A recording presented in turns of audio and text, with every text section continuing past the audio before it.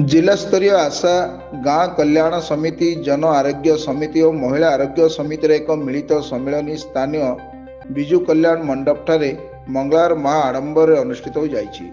अतिरिक्त जिलापाल फाल्गुन माझी अध्यक्षतार अनुष्ठित यह सम्मेलन में सम्मानित अतिथि भाव जिला समाज मंगल अधिकारी मनोरमा देवी, जिला मुख्य चिकित्साधिकारी डॉक्टर मोहम्मद मुबारक अली, पाला उपजिलापाल अनुप पंडा प्रमुख जोगदे शिशु विकास और महिला विकास पर विभिन्न योजना विषय में विस्तृत मत रखिथिले। एही कार्यक्रम में जिलार समस्त आशाकर्मी जोगदे बेले निरापद मातृत्व उपर सेमानकर भूमिका और ई श्रम माध्यम 1067 जन आशा पंजीकृत होइतिबा रोगी कल्याण समितिर कार्यावली उपर आलोकपात करा जायतिला।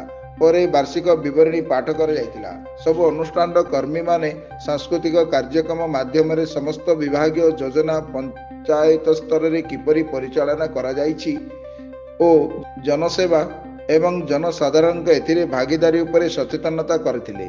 संध्यारे एक सचेतन नाटक मंचस्थ करा जायतिला।